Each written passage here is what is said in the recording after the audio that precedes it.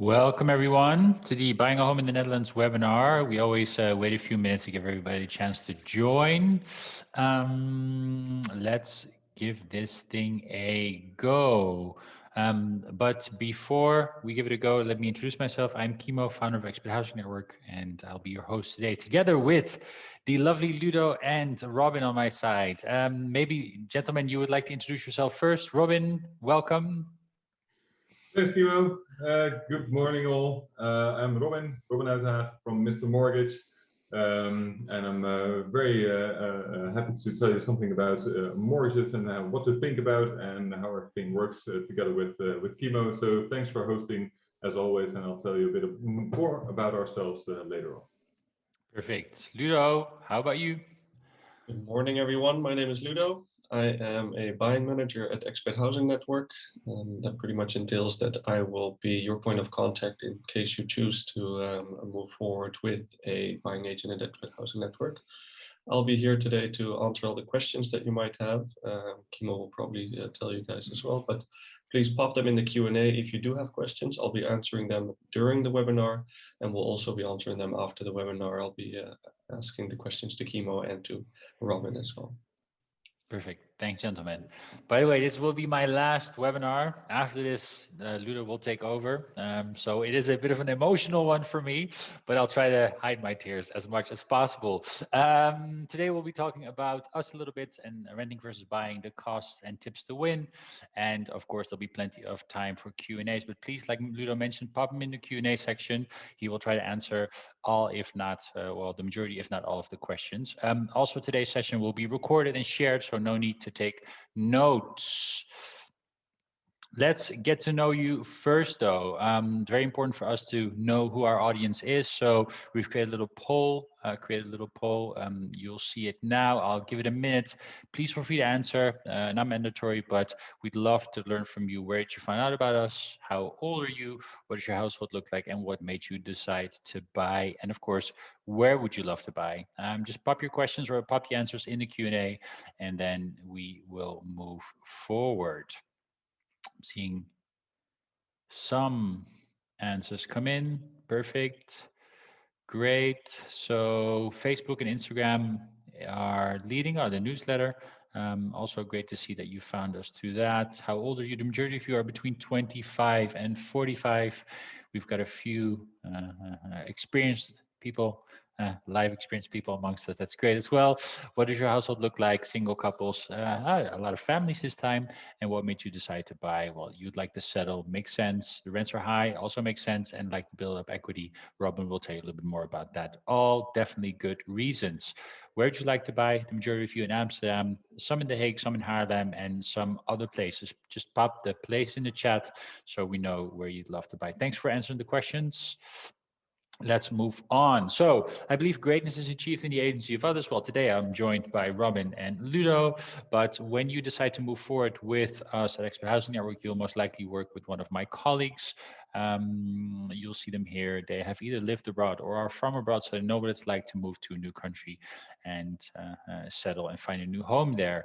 We're also not really traditional real estate agents, so we are very much more focused on the client experience. We help with buying and renting, not selling yet. We might actually want to set that up next year. So when you do decide to buy a house and next year already want to sell, which I wouldn't necessarily advise, but you know where to find us. We charge a fixed fee, no commission. Why would you pay more to us if you're already paying more for the property?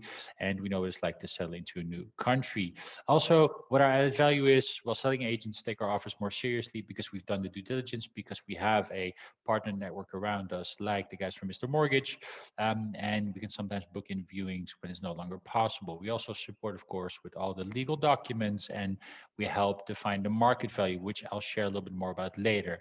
And of course, when it comes to rules and regulations, that's also something we'll tackle and make sure that you don't make the same mistakes that, well, technically that I made when I first started looking for a home. That was way before I actually started supporting people. It took me about, 7 offers to get my final offer accepted.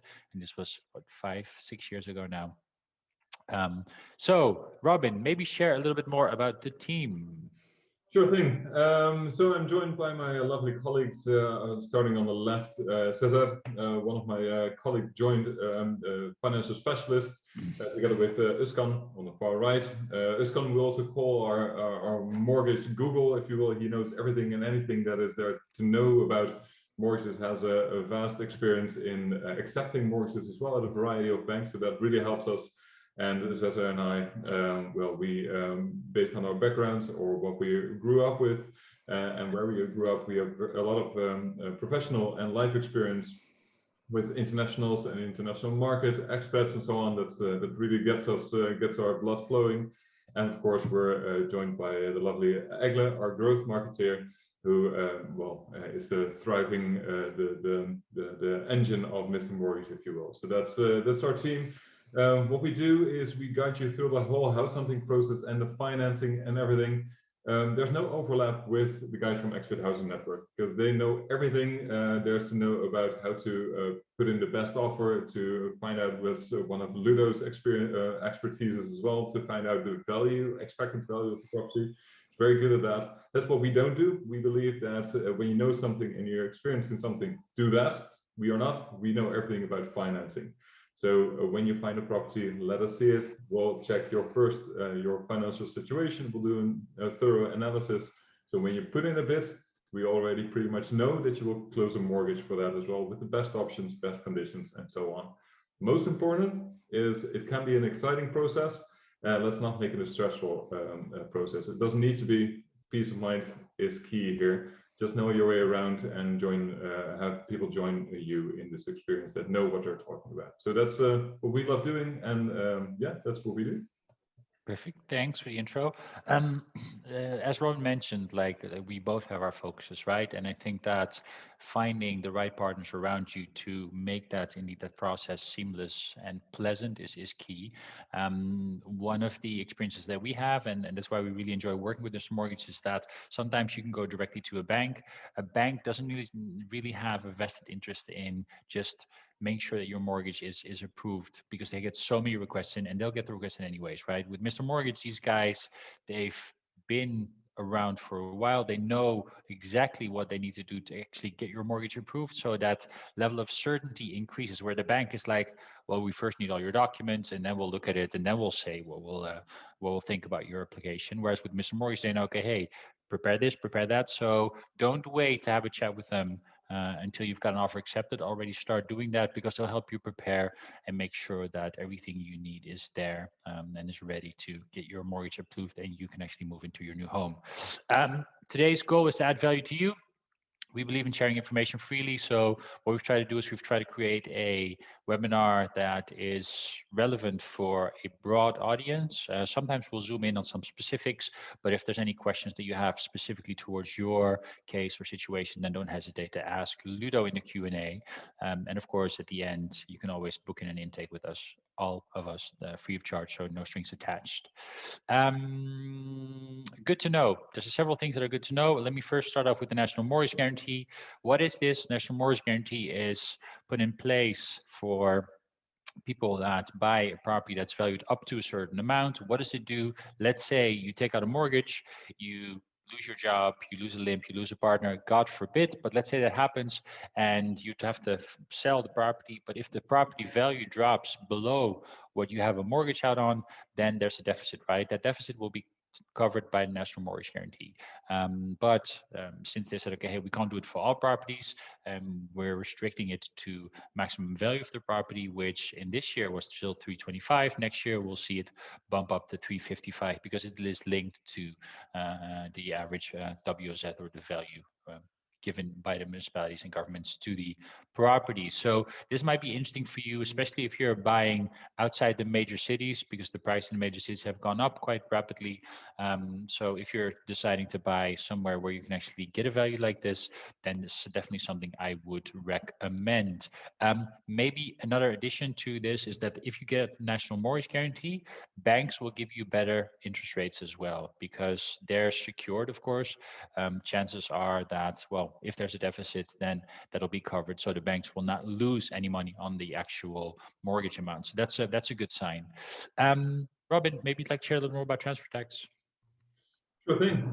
Transfer tax. So that's a hot topic right now as well.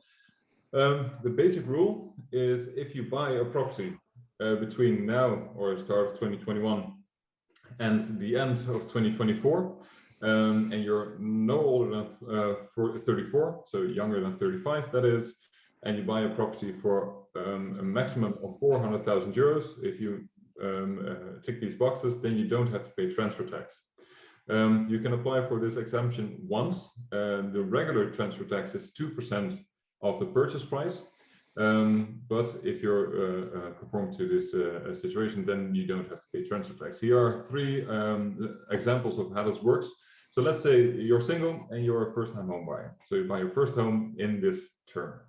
In this case, Kate is single, under 35, and buys a property of 400,000 euros. Therefore, no transfer tax is due. Now, it might also be in the middle, you see the second scenario, when you buy a house together with somebody that is over 35, and together you buy your first house in this term again, start of this year, end of 2024, then Kate, in this case, is over 35, so she does pay 2% transfer tax, but only over her property share, which is 50%, 50-50 split usually. So then Kate has to pay 2%, John does not have to pay 2%, 0%, because he still fits the bill when it comes to being under 35 and not paying more than 400,000 euros. So that's how this works. Now, the third one, that's a bit more specific. Here, both Kate and John are both under 35 years old, but Kate already bought an apartment in this year. So you see already used this exemption of the 2% transfer tax. So she, this being her second home buying in this period, still being under 35, but still, she does have to pay 2%, and John doesn't. So he doesn't have to pay 2% transfer tax. Now, this is in a nutshell how it works. You can see a button at the right bottom corner. You can see a button, visit the transfer tax checker, so you can see if you actually have to pay transfer tax or you don't. If you're not entirely sure, or you have an even more complicated situation, by all means, just check in with us and we'll talk you through it if it applies to you or not, of course. Perfect. Thanks, Robin. So another few questions for you guys. Where in the process are you? We're very curious to learn more where you are in the process. And of course, if you've already chatted with an agent or with a mortgage broker or not. Again, I'll give it a minute. Please feel free to share your answers, non-mandatory. So this will just help us understand you a little bit better. Okay, so the majority of you are still in the orientation phase, so they're still researching. That's good, because then most likely what we will share today will add value to you. The majority of you also have not talked to an agent or a mortgage broker yet. The ones that actually have, I'm curious to learn if, of course, what we share with you today is new information or that is something that you already knew. So thanks a lot for sharing that. That took less than an actual minute, so we can breeze through. Thank you. Renting versus buying, Robin. Yes, there we are. Renting versus buying. So why should you rent? We're called Mr. Mortgage, so you think that we would push everything towards buying a home. That's definitely not true. We're financial specialists, so we want to make sure that you make the correct choices. So there could be a reason to do rent instead of buy. One of these reasons could be the flexibility. Because when you rent a property, you're flexible to move somewhere else as well. You don't have to sell your house and go into the process. True, it's not too hard to sell your house, but true, still you have to do it. So you have that flexibility a bit more. Also, you don't have to pay taxes over the property ownership, and you don't have to maintain the property, not the outside at least. That's something that you do have to do when you own your home. Now, also, you don't have to put in a down payment when you buy a when you rent a property. Maybe the security deposit, but that's about as far as it goes. When you do own your home, you do have to pay taxes. You do have to maintain the property yourself as well. And it can be harder to move in the sense of having to sell the house. And then there have to be timelines as well. There's a bit more work into that. So that's the difference between renting and buying, and these are the perks of renting. Now, if you're still interested in buying a home, these are the perks to do buy and own a home. For one, well, it's the counter of flexibility. You have stability. You have your own home. the monthly payments build up equity. So every month that you repay your mortgage, you build up equity in the property value. That stability is also in your monthly payments because you can fix the interest that you pay. So for instance, the next 10 years, you know that your monthly payments are going to be exactly the same. It's different from renting, of course. And the interest that you're paying is also tax deductible. So you have a tax benefit over the interest that you pay. Now, when you do rent, the rents are expected to keep on rising. There's no tax benefit to the rent that you're paying, and you don't create any wealth. Essentially, paying rent is throwing money down a well or paying somebody else's mortgage off. So those are the pros and cons of buying and financing. Again, it's not necessarily the thing that one is better than the other, but there is a timeline to consider as well. So for instance, if you buy a house for now, and you say, no, I'll stay in there for 2 years, that might not necessarily make sense, even though when you look at this, there's a down payment to be done when you buy a house. This down payment is, well, not necessarily an input of savings really, to cover the cost that you have to pay when you buy a home. Things like transfer tax, if it's applicable to you, of course, but also the cost for Mr. Mortgage, Expat Housing Network, the notary, the appraiser, and so on. So if you combine that all, and this is an example of when you buy a house of 525,000 euros, two similar properties, same kind of scenario here. When you buy a house, the closing fees are approximately 23,000 euros. And the rent is approximately 27,000 euros per year. So you would say, well, you already have that out of, you already earned that back in about a year. It's a bit over, it's about 15 months. Still, it doesn't make sense to buy a house for just 15 months or 1.5 years or 2 years really. The breakpoint's really approximately at 3 to 5 years.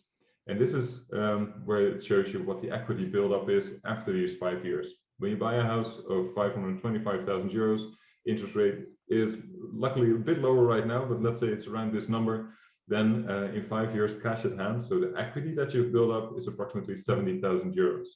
So that is, after that time, it really starts paying off having bought a property.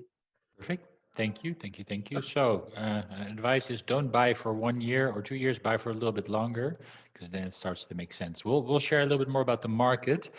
We often get the question, is this a good time to buy at the moment? Some people are afraid because they've seen the prices increase. I actually had a chat the other day with somebody from Germany.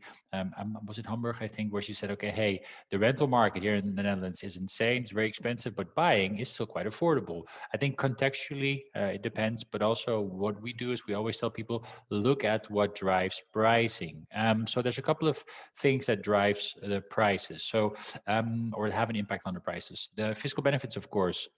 Tax exemption, like Robin just mentioned, what we've seen is that ever since that new law was implemented, we've seen that a lot of people put the money that they actually save in tax exemption, they put that back into the offer. So that drives the price up a little bit. Also, the interest rebate, you can deduct the interest payments, the total interest payments off your taxable income at the end of the year. So you'll get some money back there, which makes it interesting to actually borrow money. It's not free, of course, but hey, it makes it interesting because your interest payments are lower. Also, there's no capital gains. So let's say you were to sell your property and make a profit, then you can invest that money completely back into a new home or in something else. You can buy a car, a boat, new house. We already talked about that. But the important thing is that we're seeing that a lot of profits are actually taken back into the housing market. So that drives the prices up as well. Most time what you'll see is that, especially in more rural areas, you see that people from the city who've made a profit actually invest that money into also some rural areas. The tax-free donation to kids, this is something that is for parents that have a lot of money and want to share it with their kids, who then can invest it either in a property or in renovating a property that is tax-free up to 100,000 euros. So again, we're seeing money flow back into the housing market. Well, combine that with low interest rates, Robin just mentioned it, it's not free to borrow money, but it's cheap to borrow money, and combine that with high rents, again, drives people towards the housing market to buy. And because there's not, well, technically there are a lot of properties, but there's not enough properties for to manage the request, to manage the demand. We're seeing that because of that discrepancy, prices continue to go up. Am I expecting anything to happen here? I don't expect tax exemption to be removed again, or interest rebate to, well, they might actually slowly start lowering the interest rebate scheme. But again, it's what we're seeing currently. We have a liberal government, and most likely we'll have a liberal government moving forward. And their constituency consists of homeowners and future home buyers. So they don't want to touch these things if they don't have to, right? So we're seeing a lot of regulations come up from a municipality point of view. What we've heard is that in Rotterdam, for example, they're trying to designate about 16 neighborhoods to actual home buyers that will live in the properties themselves. I think that makes it very interesting for you. And the same thing with Amsterdam. They're trying to see if any property with a WOZ or a value accrued by the municipality towards the property of up to 512,000 euros will be designated for people that actually want to live in the properties themselves. So I think actually that is an opportunity for people that are looking to buy. But we're seeing that the national government is not going to touch anything here. Low interest rates, very difficult to say. They might increase a little bit, but still they're historically low, especially looking at the last, 10 years, 30, 40 years. I still remember my parents paying like 8% interest rate when they were younger. and more poor. Again, I think that the next year we'll see prices go up again. I'm not sure if it'll be double digits. It might be the year thereafter, most likely as well. I don't see a major shift just yet. So then, okay, is it a peak? No, it's not the peak. What would you need, however, to start the process or to actually secure a home? There's several different things. I'm not going to go into details of them. I'm just going to highlight 2 or 3 different things. One is that you'll see costs here that are related to the mortgage and costs that are not related to the mortgage. Well, the government wants to actually motivate you to get specialists in when it comes to the mortgage. It's a difficult product and you don't want to make a mistake there. So what they did is they want to make it more interesting for you to do that. So what they've said is you can deduct actually the costs of these mortgage related services. For example, the notary has to draft the mortgage deed. The bank or Mr. Mortgage, they'll actually support you with getting your mortgage. But also the appraiser has to actually appraise the property before the bank approves the mortgage. So these guys are all tax deductible. That means that at the end of the year, you can deduct these amounts from your taxable income, and you'll save what, about 30%, 30 to 40% of the amount that you otherwise would spend. So what I always do is I kind of like divide the closing fees or the purchase fees, as we call them here. Robin referred to them a little bit earlier in the presentation. I like to divide them into 2 groups. One is a group that has to pay transfer tax, and the other one is the group that doesn't pay transfer tax. If you have to pay transfer tax, then the rule of thumb is that you'll pay around 5% in purchase fees of the purchase price. So if you have a property that's 400,000 euros, then 5% equals 20K. So that is something that you would need to have to actually finalize the purchase. If you're not paying transfer tax, then it's closer to 3%, which means that you'll have 12,000 euros in closing fees. So there's a big difference there. So please be mindful of that. Again, you don't need to have this at the start of the search. You have to have this at the completion of the process. So you have maybe a month or 2 extra to save some money there. We'll talk about some tips to win in the current market. So you'll actually have some tools to hopefully get an offer secured. The first one is the value. Very, very important. Ludo is a king when it comes to finding out the projected value of the property. But let's look at this one. This property is on the market for 395. People often ask us, how much should we overbid over the asking price? Well, let me first tell you, the asking price is what the selling agent can put the property up for, and he's free to do as he wants. He can put it up for 500,000 euros. He can put it up for 100,000 euros. He can put it up for anywhere he wants. Of course, the further away from the actual value, the more tricky it is. But still, let's say this number, agent number 1, puts it up for 395. The market value, however, is a little bit higher. He puts the property up for this price because maybe he thinks that more people will actually come in if you price it below 400K. But the market value is 415. How do we define the market value? By looking at properties sold in the last 6 to 12 months that are similar in a similar area as well. So don't compare a property that's 120 square meters to a property that's 50 square meters, right? Again, if you have any questions, Ludo will be able to support you with that, and the rest of the team as well. By the way, I know he's on the call somewhere. Rick, one of our colleagues, he is also a king. Well, maybe he's a prince, the crown prince of defining prices. So, you'll get the right support. But by the way, the market value is 415, the purchase price is 435. So somebody purchased this property for 435. Then if we use this narrative, like how much should you overbid over asking price, then it's about 10%. The difference between market value and purchase price, however, is about 5%. Now, let's take agent number 2. He's a bit more opportunistic, or maybe he's done his research not really well. He puts the property up for 375. Market value stays the same. Somebody purchased it for 435 as well. If we use the narrative, how much should I overbid over asking, then suddenly we're talking about 16%. Well, if you add 16% to the previous view, then you'll be offering more than this 435. But difference between market value and purchase price is no difference in this sense, right? So what we always do is we look at market value. Why is that so important? Because the bank will only give you this amount as well. The bank is not going to give you asking price or purchase price. So the bank will look at the market value and say, okay, hey, perfect, this is what you get. Of course, if your salary allows that to borrow. So look at value, market value, and don't look too much at asking price. You can use asking price, of course, when you search online, but always know that asking price often is lower than the market value. How low? Well, that is what we can support you with. The winning offer. So what consists of a winning offer? A good price, not always the highest price, right? If we look at that previous example, let's say, could I actually go back? Yeah, I can. Let's say this is the case, right? The property's up for 375. The market value is 415. You have 20K in savings. So technically, you could buy it for 435. But if you don't know what the market value is and you overbid by 50K because you heard, hey, 16% is the average, then you'll offer too much for what you can actually pay. If the selling agent finds out that your finances don't add up, then they're not going to move forward with your offer. So offer a good realistic price, not always the highest price. Okay, offer security to the seller, very important. The seller will want to know if you're going to move forward or not. One of the key examples is a finance clause in an offer. So let's say you submit an offer with a finance clause. That clause gives you the right to pull out of the deal if you don't get the mortgage.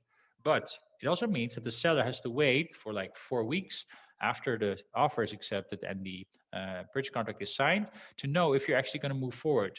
If you're then competing with an offer who doesn't have that finance clause in, then the seller might actually go for the other offer. However, never take out that clause without consent of the mortgage broker. So Mr. Mortgage will actually help advise, and us as well. So please be mindful, there are risks involved, so don't do it without proper advice. But understand that the seller will want to know that you're going to move forward, and also the letting or the selling agent will want to know that he doesn't have to start the process all over again a month or 2 months from now, right? Then the least amount of hassle. I always use the example that if the seller wants to move out the 1st of March, don't ask him to move out the 1st of February, unless you can back it up with a decent amount of money and really good criteria. But if you do that and without like the ups for him, then you're going to put him in a bad spot, because they have to move out, store their stuff, find temporary accommodation, and then move their stuff again, right? The same thing when it comes to non-priority or non-critical renovations in the property. For example, if you want to have the walls painted, stuff like that, don't ask that. Like when a boiler's broken, you can definitely ask that. Where something is not working that should be working, you can ask that. But don't ask too much of the seller, because if there's an offer that is more attractive than yours, then you might lose out on that. And offer personal touch, very, very important, especially if you're buying from somebody who's lived in the property for a number of years, right? If you're competing with an investor, then what we've seen is that a lot of people are more likely to sell to people that will actually enjoy and appreciate the property like they have, versus somebody that is just buying it to rent it out. So share a little bit more about yourself, some photos, why you really like the property, and so on. That will definitely help. Last question or last part, due diligence. We already talked about that a little bit, but you have kind of like 2 key parties that are involved as well that will support you with knowing what you're buying. The first is technical inspector. She'll come in to inspect the property and see if there's any renovations that need to be done on short term or long term. And then you have the appraiser that comes in to actually define the market value. What we do is we give a valuation range. So we know what kind of like the valuation range is going to be, but the bank does not accept our valuation. Neither will they accept the valuation of the selling party, because we work for, well, we're biased in that sense, right? The appraiser is an independent party, well, semi-independent, because you still pay for him, but he has to run his report through an independent institute that actually checks if he's placed by rules. If he has, then they'll send it to the bank. My question to you guys is do you book these guys in before or after your offer is accepted? maybe pop it in the chat. I'm very curious to hear your answer. So do you book the appraiser and the technical inspector in before your offer is accepted or after the offer is accepted? Ellen says after. Prasad says after as well. Any befores? Palak says before. Okay, well, what I'm going to do is going to spill the beans on this. The ideal, Ash says before as well. I'm sorry, Ash and Palak. The actual answer is after. Well, you can book them in before if you want to, right? But if you book them in before, you'll pay about $1,000 to get them in. And if your offer then is not accepted, then you lost that money. This is a bit of a trick question. Why? Because people sometimes don't know when they're committed to a deal. When your offer is accepted, you're not yet committed to the deal. You're only committed to the deal once you've signed the purchase contract and your 3-day cool-off period has ended. The 3-day cool-off period is kind of like a period where you can reconsider and pull out of the deal without giving any specific reason, right? You just have to inform all parties involved.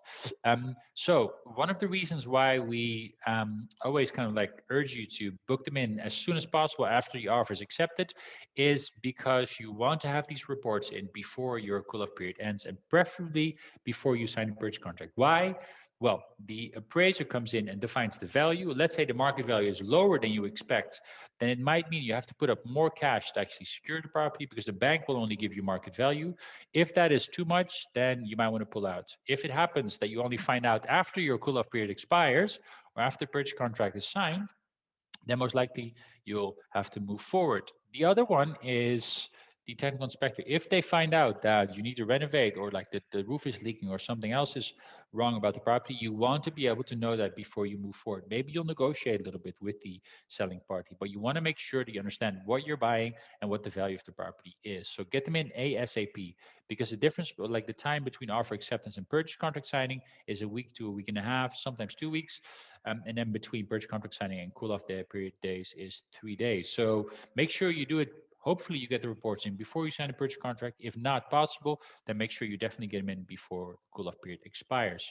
Last point, the timeline. I'm going to go through this relatively quickly. It's something that you'll experience along the way. The difference between start search date and offer submitted is, well, it can be weeks, months. This is a bit skewed. Let's say your offer is accepted. Congratulations. Then you do your due diligence, so you get the appraiser and technical inspector in. Then you sign a purchase contract. Then the final mortgage application is done. Don't wait to talk with Mr. Mortgage until this moment. Talk to them already now, because they can prepare 95% of all documents necessary for that mortgage application. They would just need the purchase contract signed to actually finalize it. Then your cool-off period ends. Then about 4 weeks to get your mortgage approved. Well, Mr. Morris can actually do it in 2 weeks, so that is definitely beneficial because you'll sweat less during the 2 other weeks, and then once your mortgage is approved, then it's kind of like a slow period of time, because not much happens. You can actually go to the property, maybe see what curtains you would like to keep.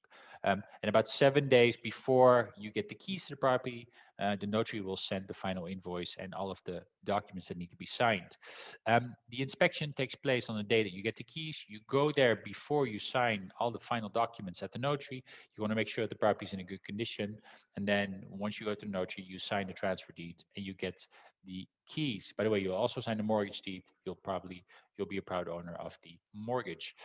Then if something were not right or damaged or not working about the property, then you have about 2 months to inform the selling party, because they have to disclose everything they know about the property up until the day of transfer. If you find out 2 days later that something's not working, then you can actually hold them liable. Don't wait too long with that, because the longer you wait, the more you have to kind of like prove that it was already the case when you moved in, and that makes it a little bit tricky. Doing well. So there's a lot of questions that are being asked of us, and this is one of Ludo's, I think, favorite spaces for now, because you'll be talking way more the next time. But take it away, Ludo. Thank you. Yes, indeed. So next time I will be talking a little bit more than now, but for now, this is indeed my favorite part, because I can open my mouth a little bit. The frequently asked questions will move from Robin to Kimo to Robin to Kimo. We'll start with you, Robin. Question: can I get a mortgage with a temporary contract or as a freelancer? Usually, yes. There's no problem. There doesn't have to be a problem there. Let's start with the temporary contract. When you have temporary contract, or not, if you have permanent contract as well, the bank always requires to give up or give out a employer statement. That means that the employer is a standardized format where the employer confirms who you are, who they are, what your contract is, and what your earnings are. It also includes there what your term for your contract is. If it's a temporary contract, there's an additional box to take a selection to be made that they also intend to keep you on after this term. It's an intention, so it's not legally binding in any way, shape, or form. So it's no problem for the employer to sign this. Now, this is good, so we can get close to mortgage, of course, but in the end, it's also very important to check your personal situation.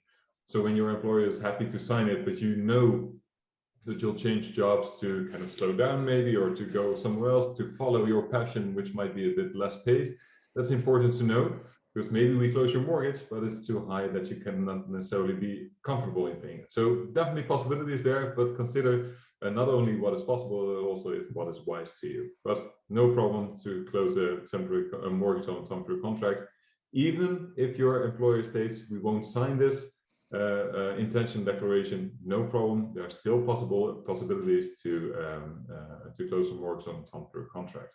Just check in what those possibilities are before you put in a bid. Now, as a freelancer or entrepreneur or a company owner, there are also possibilities. Now, be aware when you look up these kinds of things on the internet, because it will probably say that you have to have a history of 3 years. True, most of the banks prefer you to have 3 years history of your company, but it's not absolutely necessary. 12 months is sufficient, because then there's 1 year and there's already kind of an idea of how your company thrives in the current market. So that's the most important thing. And the thing is as well, we have to look into the future, which is hard, of course, but your predictions also help there to see what way your company is going. So 12 months is already sufficient to be able to close a mortgage on your income. Again, have your income in your specific situation checked, because no two situations are exactly the same. So it's always good to be sure, especially when you're looking into buying, and also definitely when you put them in a bid, of course. Perfect. Thank you very much. I have a follow-up question on that subject. Is it also possible to close a mortgage while on your probation period? Regularly, no. Banks do like you to have a contract, and also which is where there's as much security as possible. So the variables are kind of cut out there, because that's in the end what the bank likes the most. There's no insecurities, and everything is just straightforward, and they don't have to bother with anything. Now, if it's a very specific situation and you already have a history of employment here in the Netherlands, there can be possibilities.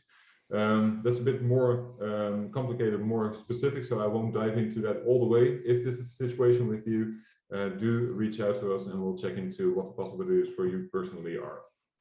All right, thanks very much for clarifying. All right. On to you, Kimo.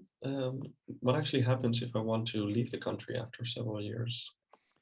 Yeah, so we can completely imagine that you don't know what the future will hold, right? So majority of you are here from abroad. Maybe you'll move back, maybe you'll relocate because of work, or maybe who knows what happens. So there's definitely several options. The first one is, of course, you can keep your home, but you'll continue to have mortgage costs and also tax costs. So don't think it's free. One of the other things you can do is actually rent out your home, but please be mindful that when you buy with a residential mortgage, that the bank will need to give you permission to rent it out. If you leave the country for a short period of time, for like a year or 2 years, then you might actually be able to do it and allow the bank allows it. But if you decide to leave for a much longer period of time, then you might have to actually change the type of mortgage that you have. This is all stuff that Mr. Mortgage can support you with. Number 3 is you can sell your home and you won't have any penalties to pay off your mortgage if you sell your home, or any capital gains tax. So these are the things you can do if you decide to leave the country. What exactly you want to do depends, of course, a little bit on your situation. But if you have any questions about mortgage-related things, don't hesitate to go to Mr. Mortgage. If you have any questions about the process of either selling your house or anything like that, don't hesitate to reach out to us. Cool, thank you. well, if I have left the country, for example, is it possible to, or actually while I'm still living in the property, is it possible to rent out my house or part of my house? Yes, there are definitely possibilities. When you rent out a room, banks are not particularly excited about it, and but you can, because you're allowed to have a roommate or something. But the reason, well, if you rent out a room, there are possibilities.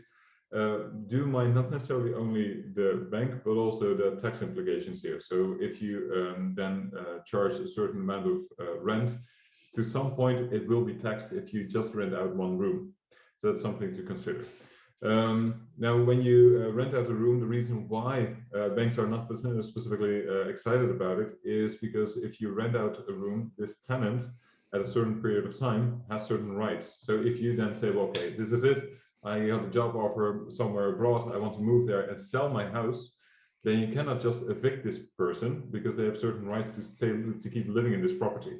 And then if you sell the house, then and somebody is still living in there, now, well, if you consider it yourself and you want to buy your dream house, but you still buy it with a roommate in it, the value is usually a bit lower. So that's something to consider first off. Definitely possibilities, and also ways to negate that risk as well with an eviction contract, for instance. So if you sell the house, they have to leave as well. If you set it up in the contract, there definitely shouldn't be an issue. Now, when it comes to renting out your entire home or the house that you own, there are possibilities. As Kim already mentioned, just the thing is, if you rent it out, you cannot keep your current mortgage. Your current mortgage for a regular mortgage is called a residential mortgage, if you will. So that is for the purpose of you using it as your personal residence. So therefore, you cannot rent your entire home out. Then you have to refinance it to an investment mortgage, or you pay the whole thing off, of course, but might not necessarily be the best financial choice to do. So you can refinance it into an investment mortgage. There are a bit more conditions there, so do feel free to reach out to us to check into what these conditions are and if you conform to these conditions already. Thank you. Then I have a question for both of you. We'll start with you, Kimo. Obviously, there has been some impact, but what impact does COVID have, or has COVID had, on the market for you in the housing market? Good question. So this question, I think we started asking this question, or people started asking this question, of course, last year, 2020, somewhere around, well, beginning of summer, end of spring. Of course, that's when COVID impacted heavily. And it's also when we saw initially the people being a little bit scared. They didn't know what was going to happen. So some people actually pulled out of deals and so on. That bounced back relatively quickly in summer because of the initial lockdown. People suddenly started focusing more on the home. So what we've seen is that the homes have become more important, and also with the government schemes, very few people lost their jobs. So because of that, we've seen technically the market just increase in value and price increase as well. Now, what I'm thinking is again, how will it impact the future? Because it seems like we're going to be dealing with COVID for a much longer time than we initially had anticipated. I think the vaccines are a great thing. I think that maybe the corona pills, like the vaccine pills, are a great solution. But what I do know is that we'll probably see more variants than the alphabet or the Greek alphabet has in letters in the next decade, I think. So how are we going to deal with that, and what is that going to do? I do feel that one of the things that we've experienced when it comes to, for example, international telemobility is that the countries like the Netherlands are still very attractive for people to move to. And if we can't get like COVID under control as a world together, then I think that it'll only get better for those countries in terms of them managing the impact of COVID and creating like safe havens and so on. So I think that what we'll see is most likely we'll see the telemobility and international mobility increase to certain specific countries and areas in the world. We haven't even talked about climate change then, but that's a different thing. What I also see is that with, for example, in the Netherlands, we're currently in a kind of like a semi-lockdown. If things do get a little bit worse, we might end up in a more stringent lockdown. And again, people will then be more confined to their home. And it's interesting because next to the office, the home is the place that you spend most of the time on, but you don't necessarily spend most of your money on, right? So I think that homes will remain important for the foreseeable future. I think it might have an impact maybe more on the type of homes we build in the future than just on the housing market as well. I think that that in combination with what we earlier talked about, the policies that the government has brought in, and again, with very few and very low unemployment rates, I think that there's money to be spent. So I think the prices will continue to go up. I'm not expecting a correction anytime soon. Of course, I'm not an econometrist or an economist, so I could be wrong.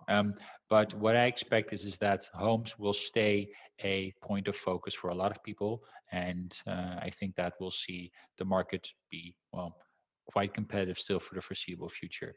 But if you do manage to actually secure a place, then I think you're good. And I think with the rental price increasing, I think that it still makes sense to actually own and buy a home. Yeah, so that's as far. I'm going to think about it a little bit more for the long term now that I think that COVID will be amongst us a little bit longer. So if you see the next, that's going to be interesting for you, Ludo, to answer that next one. So I'll see if I can come up with some more insights. Nice, sounds good. Well, this was a very informative. So thanks for that. How about you, Robin? What do you think? There we go. Well, what Kimo said, but pretty much also when it comes to mortgages, of course, the main thing that people look at when it comes to COVID and mortgages is the interest rate. The interest rate took a kind of a bump when COVID first hit. So around March 2020. It went up by 0.2% approximately. So not too massive of an increase. And if anything, it has decreased over time again already. So we don't necessarily, in that respect, really see a big increase or decrease, something there that stayed pretty much the same. We're a bit lower right now. So there's a range of 0.1 or 0.2% difference over a course of around 2 years. Well, so that's something that we already saw years before that. So I don't really see a big difference there. Of course, we don't know what the future will hold for us. So what that's going to be, that first of all, I've lost it, unfortunately, a long time ago. So what it's going to be is really hard to say, but I don't expect a massive increase all of a sudden. That will also mean that companies will go belly up as well, because it's not only interest mortgages for interest for mortgages, but also for other type of loans. So that doesn't don't expect a massive increase there. Now, one thing that we did experience was how the banks regard your income, especially when you're self-employed or an entrepreneur. Then if you have your own company, and for instance in tourism business, then they will look a bit more closely to your financial situation in your company setup, if it can withstand the current COVID situation. So that's maybe the best thing and the most important thing. And they sometimes want to have a confirmation from your employer that you're not within in the middle of a reorganization or something, that you might lose your job in 2 months, because that's something they want to be assured of. If anything, that's what we check with you as well. We don't just want to close your mortgage. We want to make sure that you make financial sound choices. So that's the most important thing. Just be careful what you do and what you choose to do, and yeah, that's the most important thing here. Can I add one more thing to that? Because I definitely want to acknowledge all of the things that Robin is sharing as well. One of the things that I missed to share was that we saw a trend from city to rural, from rural to urban back again. I think that with some of the kind of like employment trends, so working from home, remotely, the whole kind of like Zoom setup, I think that what we'll see is that secondary cities, but also third kind of like range cities will become more attractive. And I think that now that travel times are not the most important thing, I think suddenly we'll see cities that never saw any kind of like impact of people suddenly wanting to move there because the majority of the people that actually live there and stay there were the locals. I think we'll see those cities be impacted in terms of property values, in terms of number of people moving there, and also in terms of demographics. So if you're looking to invest, then I would consider those cities. If you're looking for something to live in, then of course check your preferences. But I do think that cities that, so for example, I come from a relatively small city up in the north. I think that they'll see a growth in people wanting to live there and stay there, because suddenly not everyone has to come to the office anymore every day. So it makes it very attractive. So people will look at how cozy is the city, like what are the facilities there, instead of how far is it from my work. So I think that we'll see it spread out more, which makes it attractive. Cool. Thanks very much for adding that. Robin, we have been talking about closing costs and things like that. We've also heard some things about possible down payment or deposits. What is actually the 10% deposit that I need to complete? Yeah, beating to the punch there. So that's so 10% security deposit. So your offer got accepted. You put in an offer, it gets accepted. As Kim already mentioned, it's not set in stone yet. Only when you sign the purchase agreement, that's when you're committed to buying the house and the seller is committed to selling it exclusively to you. That's the moment that we can actually start the mortgage application. Indeed, like Kim already mentioned, it takes around 1 or 2 weeks to secure your mortgage. No longer. It was just snowing a bit outside, so we can see that the holiday season is coming near and near. So when that's going on, maybe some people will go on holiday at the bank. So maybe it gives you 1 or 2 days more, not a lot more really. In that time, we take over your mortgage application, taken care of, mortgage is approved, happy days. You have all the security that you need. The seller doesn't really know anything yet, because you can still pack your bags and drive into the sunset or into the snow. Who knows what's going to happen? But then the seller still doesn't have anything. So what that's there to set in place is, in any purchase agreement, it's agreed that usually in about 5 weeks after signing, you have to secure a 10% security deposit. There's 10% of the purchase price that has to be sent to the notary for safekeeping.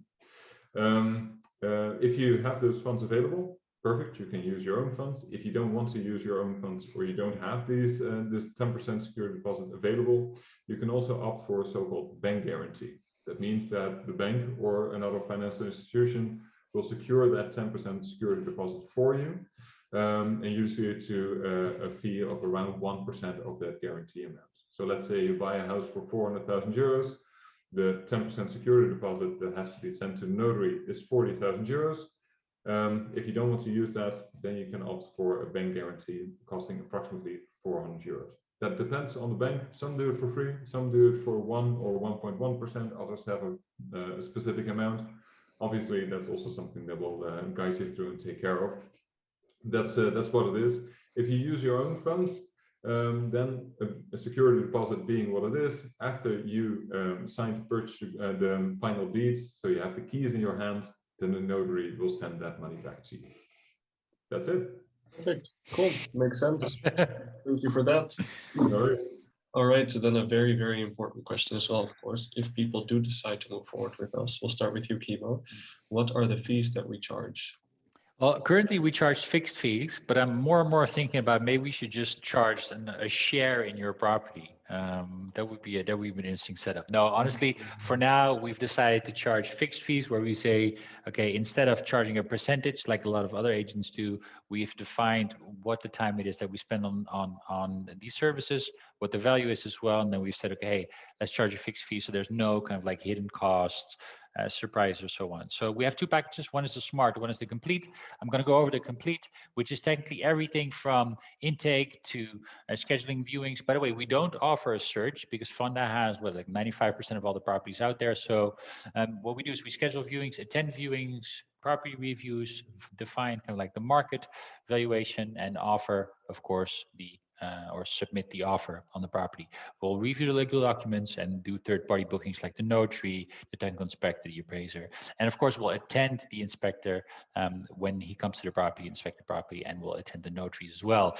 Then we'll, of course, offer transfer support in case there's anything that you need. That is the Complete package, right? So it's kind of like the package where we attend everything as well and take out just a little bit more out of your hands. So less hassle for you. We charge 4,000 euros for that. And then for the Smart package, we charge 2,500. The smart package is everything incomplete except for attendings or attendance, right? So we don't go to viewings, we don't go to the notary, we don't go to the inspector, and so on. We do, however, support with the rest of the services. So that's what we offer. We're currently, by the way, going to have a new build webinar. It's going to take place on the 9th of December. So if you're interested in the new build webinar, then don't hesitate to reach out. Maybe, I'm not sure, do we have the link to that webinar somewhere? We'll share it with you. We'll put it in this presentation. So when you do get a link to this presentation, you actually find it there as well. So that's also going to be an offer or service that we're going to offer. But for now, let's focus on these two. Yeah, Robin. Yes, that's us. So we have different options really for different scenarios. That's also true. But if you can go Oh, back, sorry. when you are a first-time home buyer, we have a fixed fee of 3,250 euros. We are not charged VAT, so we don't charge you VAT, of course. Fixed fee, and there are no additional inclusions here. Sometimes you hear with financial advisors or something else, then they will charge you expat fee or translation fees, or that doesn't make sense to me. We already set everything up, so we don't charge you extra for that. When you want to refinance your mortgage, for instance, when you have a current residential mortgage and you want to make it an investment mortgage, for instance, or you want to reset up your mortgage setup, that's 2,500 euros. First-time home buyers or moving home, so buying a new property and moving there, is 3,250. Same goes for buy-to-let, and then there's also an option when you buy over $1 million. Then there's a bit more work into that, so that's 3,999 euros. We work on no cure, no pay base. So if we cannot get you to the notary where you receive the keys or everything will be taken care of, you don't have to pay us. We're quite comfortable in saying that because we do a quite extensive preliminary check. So we already know in advance if it makes sense to move forward with the plans that you have. Perfect. Before we go on and answer some final questions, by the way, this is the chance, this is the moment for you to pop them in the Q&A. If you've given Ludo a very easy time, now it's time to give us a hard time. I have one more poll to share with you because, of course, we'd love to get your feedback. How likely would you refer this webinar to somebody? Did you miss anything in this webinar? And what would you like to get more information on? This will help us. By the way, if you want to actually jump on an intake with us, don't hesitate to book in a call. You can do it either via our website, or I think that we have the link in this presentation as well. If there's any questions that you'd like to have answers that have not been answered yet, or that you just thought of, right? Don't hesitate to share them now, and we'll try to answer a lot of them. Perfect. We're getting some good numbers, good rates. Thank you, thank you, thank you, thank you. By the way, if you're scoring us less than a 7, which has not happened, then please let us know what it is that we can improve. We'd love to learn from you guys. Also, did you miss anything in the webinar? No, the majority of you are very happy with the content, but what would you like to get more information on? Of course, that is understandable. We can't dive in to everything super deep. You'd love to know a little bit more about the buying process, the mortgage process, and what a winning bid is. Also, when it comes to taxes, you would like to learn a little bit more about that. Thanks. I'll send this scorecard to my parents. They'll be very, very happy. Thank you. Then, Ludo. Thank you. Alrighty. So I have a first question that is for you, Robin. It's mortgage related. The question is from an anonymous attendee. He or she asked, as per the current trend, what change in interest rate can I expect if I want to rent out my place and not live there myself? Very good question. The current regular interest rates are approximately somewhere between a 1.35 and a 1.55 approximately, depending on what lender. So to put it in perspective, when you want to rent out your property and you take on an investment mortgage, it really depends, for one, what bank you go with, and how much mortgage you need, really. That's the LTV range, so the loan to value range. So do you need 60% or 70 or 80% of the property value? That makes a difference. Ballpark figure, average, it's somewhere between the 2.5 and the 3% interest. This is when you fix it for 10 years also, because there is also a variable. So that's roughly the average right now. Do keep in mind that the interest that you pay on your investment mortgage is not tax deductible, just to give you a little bit of extra information there. Perfect. Thanks very much. Question for you, Kimo. Also from anonymous attendee. He or she will become a Dutch citizen by the end of next year. Is there any advantage of being a Dutch citizen in regards to the housing market? Unfortunately not. We do like you a little bit better. No. But no, there's no benefit there. Like it's not going to be taken into account when you submit an offer or when a homeowner will review your case. I think that yeah, no, maybe if your Dutch is up to par, it will help you actually understand some of the things that are written down, but I don't see necessarily any benefits of being a Dutch citizen or having an extended residency or something like that. Anything from a mortgage perspective? There we are. That didn't work. No, not necessarily. The thing is that we work with over 35 banks, and those are not even all the banks here in the Netherlands that supply mortgages. And we chose them based on the preferences of the majority of our clients. But banks are now more and more understanding the internationalizing open market. So it kind of depends. If you really love one specific lender, then it might make a difference. But no, you still can get the best interest rates, best conditions, whether you're a Dutch national or you're from abroad. The type of passport pretty much doesn't make any difference there, luckily. All right, cool. Thank you. Then I have another question for you, Robin. Is there a rule of thumb when it comes to the amount of mortgage that I can get in comparison to the amount of salary I get on a yearly basis? Well, not a rule of thumb. Some people will say, well, it depends on your income, but then it's around 4 or 5 times your income. True, but 4 or 5 times your income can make a quite significant difference there. There are mortgage calculators online. I believe there is even one on our website. But to be honest, I'm not necessarily a big fan of those. It gives you a range, but definitely not the best option out there. So yeah, that's hard to say. 4 or 5 times your income, that's a ballpark figure, but again, it gives you a lot of room there to see what the situation is. Also, when you consider that, some banks allow you to have to include your bonus. Other ones don't do that, or allow you to include other types of parts of your mortgage, of your income.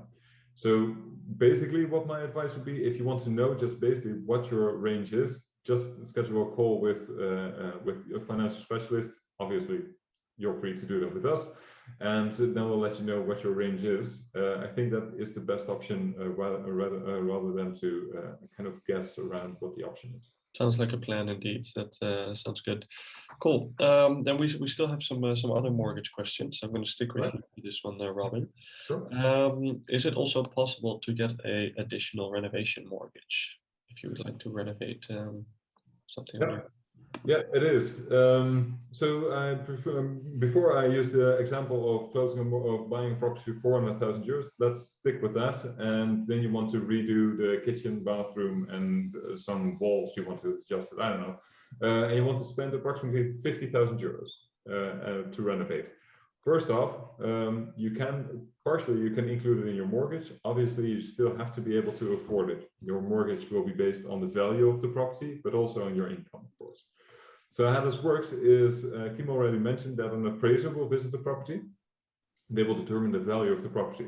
If you want to have a renovation done, they can include that in their valuation report as well. So then you'll have 2 values, the property value as is, and after the renovation. Then you first have to tell the appraiser, well, hey, I'm planning to do renovations of approximately 50,000 euros. I want to redo the kitchen and the bathroom.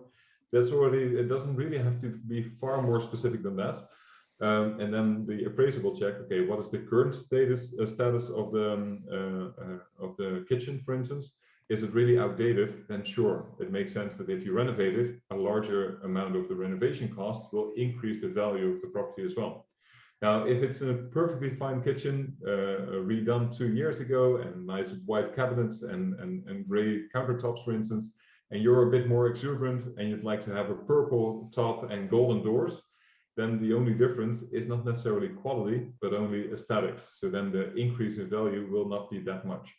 So that's where it comes from. So the increase in value based on the investment that you want to do, that is what can be included in your mortgage.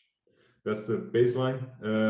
Again, if you want to know a bit more about how that really works in time in turning your mortgage, just give us a call. You won't have those 50,000 euros just to spend willy-nilly. It will be put in a building deposit. It's a kind of a savings account. So the bank will know for sure that you spend that money on for the purpose of renovating your property. Perfect, cool. Thank you very much for that. Question for you, Kimo.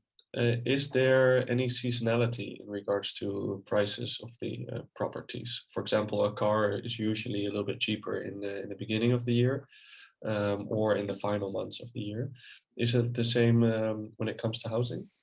Yeah, no, definitely. But what I would focus on or zoom in on is the seasonality in the final purchase pricing. So I think that what you'll see is that the difference between market value and purchase price does differ in seasons, because around winter there's less people looking for properties. There's also less properties out there. Like there's not an equal like one-on-one balance there, but what you'll see is that it is a little bit easier to secure a place in winter than it is like at the start of summer or at the end of summer when people just go nuts. Midsummer, I'd say, is a little bit easier than start and end of summer. So what you'll see is not so much that the values of the properties differ, but the actual price that you'll be able to purchase it for will differ, because the values are still based on the property prices that of the properties that have been sold in the last 6 to 12 months. So what the selling agent will most likely do is he'll put the property up for a similar price as he would end of summer, but he'll maybe get a little bit less for it. And if it turns out that it's on the market a little bit longer, then he might actually drop the asking price of that property. So definitely we see that. It depends also a little bit on the type of property, because if it's a very kind of like high-end popular property, then instead of having like 15 offers on it, they might suddenly have 9 offers on it, right? And there's still plenty of good offers on there. So it depends a little bit on the type of property as well, but we definitely see some swing in the market during off-season, winter times and midsummer. Cool, sounds good, thank you. Then I have another question for you, Robin. Is it possible to get a buy-to-let mortgage in the Netherlands if you don't have a set income, but are able to put down a percentage of the purchase price, for example? So I missed the first bit. If you don't have what kind of income? A set income. Well, for one, you need income. That's one thing, and you need a down payment as well. The thing is that when you buy a residential property, then you also have to do a down payment as well. But then you can finance up to 100% of the value of the property. It is a bit more nuanced, but with an investment mortgage, you can finance approximately, depending on the bank, around 60 to 70% of the property value. So that means that you have to, when you buy an investment property, you have to input around 30 or 40% of the property value from the get-go. So that's something to consider for sure. And then on top of that, there are also the buyer's cost, of which, by the way, I don't want to discourage anybody, but you do have to consider that as of the start of this year, the transfer tax for investment properties have gone up significantly because they are now 8% of the purchase price. So especially when you buy an investment property, you do have to input a significant amount of your personal savings or your funds to do so. And then the trick is, of course, to set it up like that, that you do have a return of that investment within now and let's say 10 years, because that's kind of the range that you should think of actually get a return on that. Cool. All right, thank you very much. I'm finishing up the last question in the actual Q&A. So I think we are done for now, actually. Kimo, this was your last question and your last presentation. Thanks for all your wonderful hosting moments, Kimo. Thanks a lot. It's been a pleasure. You make me look great, guys. Thank you. Thanks very much indeed. Look where we're coming, where we're at now. It's fantastic. You should have like a bouquet of flowers. Like, no, what's up? What's the last question, Ludo? Well, actually, I'm typing the answer right now, but the okay. I'll ask it to you. Maybe that's the best way to close it off. So it's a very difficult question, I think, to answer, but what is the average price of a Dutch home, 3 to 4 bedrooms in the suburbs? What's the average price of a 3 to 4 bedroom home in the suburbs? Yeah, it depends on which suburbs, right? Because the suburbs of Amsterdam are differently priced than the suburbs of Rotterdam or Eindhoven. So I think that in order to give an answer to that question, you need to be a little bit more specific. Also, where in the suburbs? Because there's so many different suburbs. Also, does it have a garden, front garden? How big is that garden? How kind of like well kept is the property? What's the energy label? There's so many different variables that in order to answer this broad question, we'd have to zoom in a little more specific. And I think that that is something we're happy to do during an intake, just to kind of like walk you through, for example, what it is that you're looking for. Exactly. Perfect. A nuanced answer. Yeah, Perfect. yeah. Thanks, So if Ludo. you would like to have a detailed answer, you'll receive our contact details tomorrow together with the slides. Yep. Please book something in and we'll be able to go in depth on that for sure. Perfect. Again, don't hesitate to schedule a free intake with us. We're happy to answer any follow-up questions or just review your personal case a little bit more in detail. Have a lovely day today and a lovely weekend ahead. Stay safe. It was a pleasure to do this. Good luck, Ludo, next time, and you as well, Robin, and you as well, Rick, when you actually start joining for the Q&As.